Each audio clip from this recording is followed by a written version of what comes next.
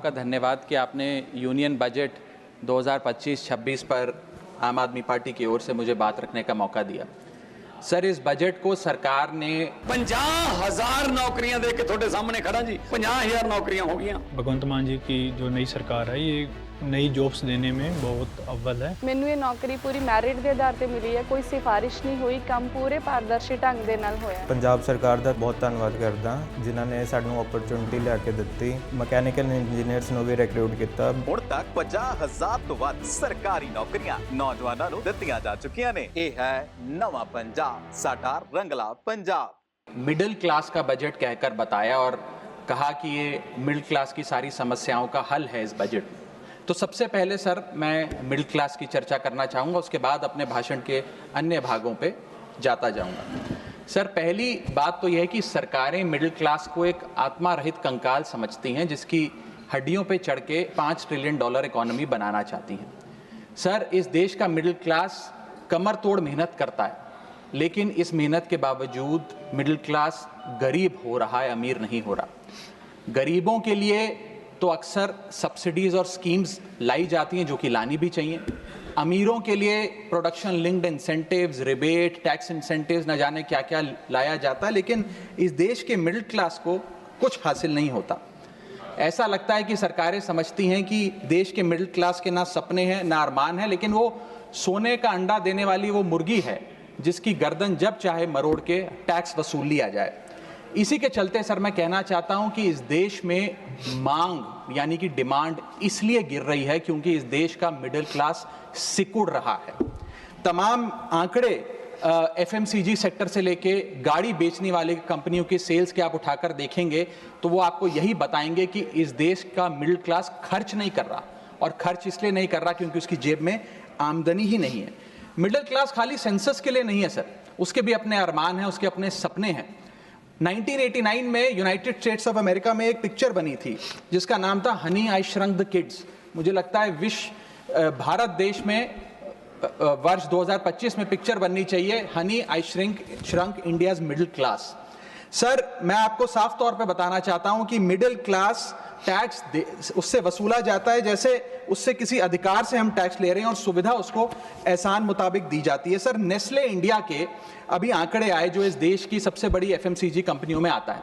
उस आंकड़ों में यह पता लगा कि 8 वित्तीय वर्षों में इस वर्ष सबसे कम ग्रोथ उन्होंने दर्ज कराई है। और जब नेस्ले इंडिया के चेयरमैन से यह बात पूछी गई कि क्यों आप अपनी लोएस्ट ग्रोथ पर आ गए, तो नेस्ले इंडिया के चेयरमैन ने कहा कि भारत का मिडिल क्लास खरीद नहीं रहा, भारत का मिडिल क्लास सिकुड़ रहा है।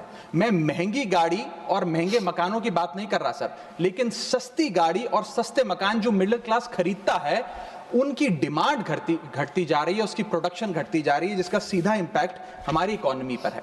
काफी चर्चा हुई सर सरकार द्वारा कि हम मिडिल क्लास के लिए 12 लाख की टैक्स रियायत लेकर आए।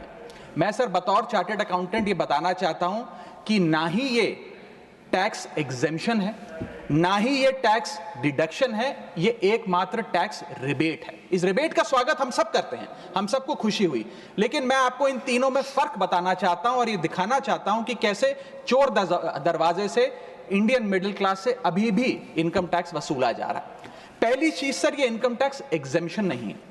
एग्जेम्पशन होता है जैसे एक सोर्स ऑफ इनकम पर इनकम टैक्स लगे ही ना, जैसे कि इस देश में एग्रीकल्चरल इनकम, खेती बाड़ी से जो कमाई होती है उस पर कोई इनकम टैक्स नहीं लगता। ये वो नहीं है। ये टैक्स डिडक्शन भी नहीं है। टैक्स डिडक्शन होता है कि फर्ज करिए आपने साल में 15 लाख रुपए कमाए, इनकम टैक्स डिडक्शन आपको 12 लाख रुपए की मिली, तो 15 घटा 12, 3 लाख पर आपको इनकम टैक्स देना पड़ेगा। ये टैक्स डिडक्शन भी नहीं है, ये टैक्स रिबेट है।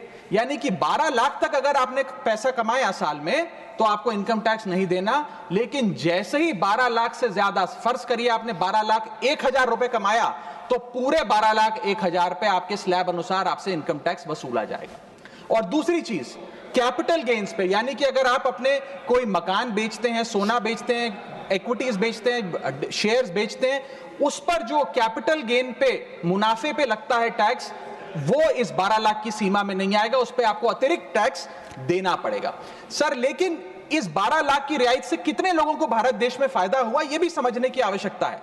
हम 140 करोड़ की आबादी वाले देश में रहते हैं, जिसमें मात्र 8 करोड़ लोग इनकम टैक्स की रिटर्न भरते हैं, और इन 8 करोड़ लोगों में से मात्र 3 करोड़ लोग इनकम टैक्स भी भरते हैं।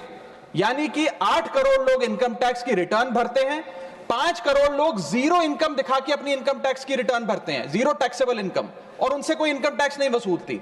लेकिन जो बाकी 3 करोड़ बचे, मात्र वो ही इनकम टैक्स भरते हैं। तो किन लोगों का फायदा हो रहा है, यह भी समझने की आवश्यकता है। और इसका मुकाबला आप करिए सर, सीएमआई का डेटा बताता है कि इस देश में कंजम्पशन के आधार पे 43 करोड़ इंडियन, 43 करोड़ भारतीय भारत की मिडिल क्लास में आते हैं। 43 करोड़ में से मात्र 2 से 3 करोड़ लोगों को ही इसका फायदा होने जा रहा है। उसका हम स्वागत करते हैं, लेकिन बाकियों के लिए क्या? वित्त मंत्री जी ने यह फैसला जब सुनाया तो कहा कि इससे भारत की कंजम्पशन बढ़ेगी, खपत बढ़ेगी, और इकोनॉमी का चक्का, इकोनॉमी का पहिया चलने लग जाएगा। मैं आपको बताना चाहता हूं और इस सदन में भविष्यवाणी करता हूं सर, कि इस टैक्स रियायत से इस देश की कंजम्पशन नहीं बढ़ने वाली। अगर आप वास्तव में इस देश की खपत यानी कि कंजम्पशन बढ़ाना चाहते हैं, तो आपको इनकम टैक्स के साथ साथ जीएसटी नाम का टैक्स कम करना पड़ेगा, क्योंकि जीएसटी वो टैक्स है जो इस देश का अमीर से अमीर आदमी और गरीब से गरीब आदमी भी देता है। जब गरीब आदमी अपने घर में चूल्हा जलाने के लिए माचिस खरीदता है तो उस पर भी जीएसटी देता है, और अमीर आदमी जब सफर करने के लिए मर्सिडीज और बीएमडब्ल्यू खरीदता है उस पर भी जीएसटी देता है। जीएसटी वो लोग भी देते हैं जो इनकम टैक्स नहीं भरते, जीएसटी वो लोग भी देते हैं जिनको सरकार, उन 80 करोड़ भारतीयों को जिनको फ्री राशन देती है, जीएसटी उनसे भी वसूला जाता है। तो सही मायने में अगर आप भारत में खपत यानी कि कंजम्पशन को बढ़ाना चाहते हैं, इकोनॉमी रिवाइव करना चाहते हैं, तो आपको जीएसटी कम करना पड़ेगा और जीएसटी स्ट्रीमलाइन करना पड़ेगा।